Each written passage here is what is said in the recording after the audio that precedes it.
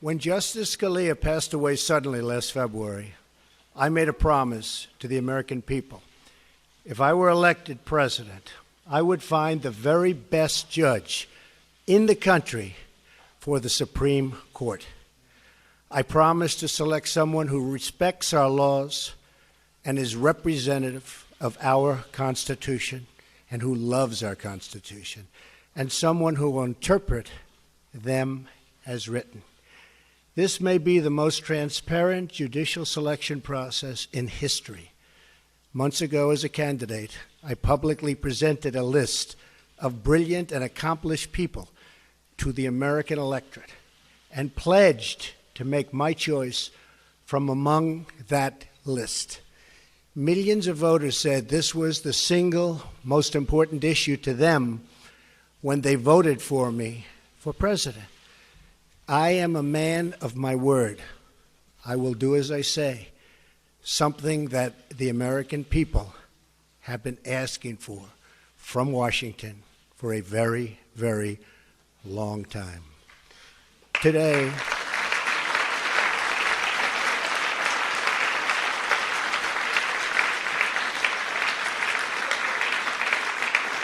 thank you.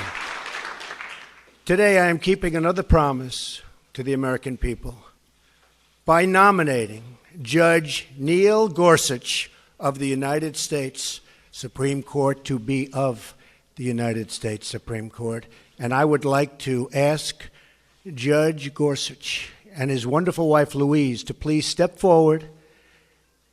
Please, Louise, Judge.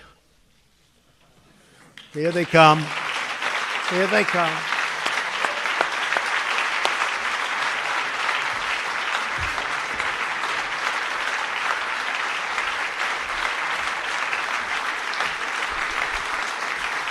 So was that a surprise? Was it?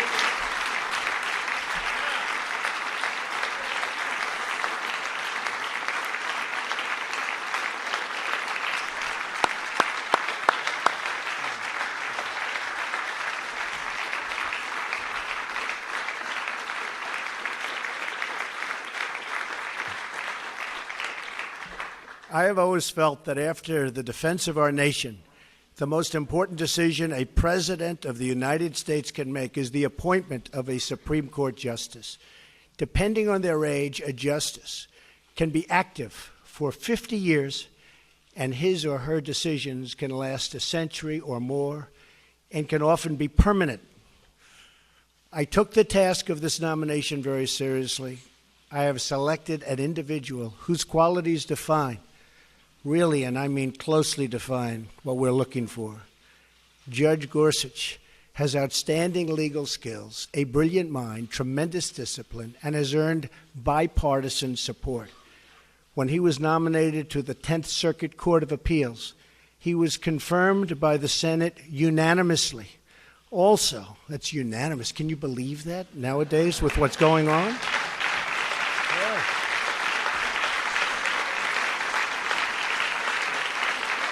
Does that happen anymore? Does it happen? I think it's going to happen, maybe again. Also with us tonight is Maureen Scalia, a woman loved by her husband and deeply respected by all. I am so happy she is with us. Where is Maureen? Please stand up. Thank you, Maureen.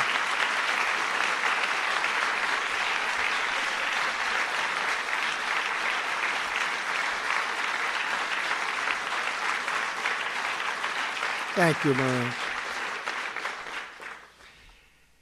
She is really the ultimate representative of the late, great Justice Antonin Scalia, whose image and genius was in my mind throughout the decision-making process. Not only are we looking at the writings of the nominee, and I studied them closely, but he is said to be among the finest and most brilliant, oftentimes, the writings of any judge for a long, long time. And his academic credentials, something very important to me, and that education has always been a priority, are as good as I have ever seen. He received his undergraduate degree from Columbia with honors. He then received his law degree from Harvard, also with honors, where he was a Truman Scholar After Harvard, he received his doctorate at Oxford, where he attended as a Marshall Scholar, one of the top academic honors anywhere in the world. After law school, he clerked on the Supreme Court for both Justices Byron White and Anthony Kennedy. It is an extraordinary resume, as good as it gets. Judge Gorsuch was born and raised in Colorado and was taught the value of independence, hard work, and public service. While in law school, he demonstrated a commitment to helping the less fortunate. He worked in both Harvard Prison Legal Assistance Projects and Harvard Defenders Program. Brilliance being assured, I studied every aspect of his life. He could have had any job at any law firm for any amount of money. But what he wanted to do with his career was to be a judge, to write decisions, and to make an impact by upholding our laws and our Constitution. The qualifications of Judge Gorsuch are beyond dispute. He is the man of our country and a man who our country really needs and needs badly to ensure the rule of law and the rule of justice. I would like to thank Senate leadership. I only hope that both Democrats and Republicans can come together for once for the good of the country. Congratulations to you and your family. May God bless you.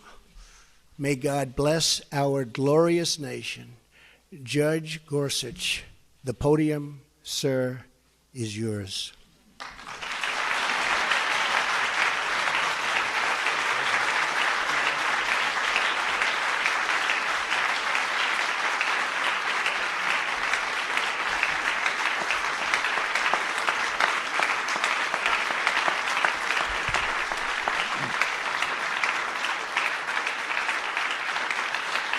Thank you.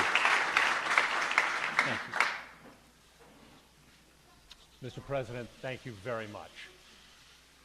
Mr. President, Mr. Vice President, you and your team have shown me great courtesy in this process, and you've entrusted me with a most solemn assignment.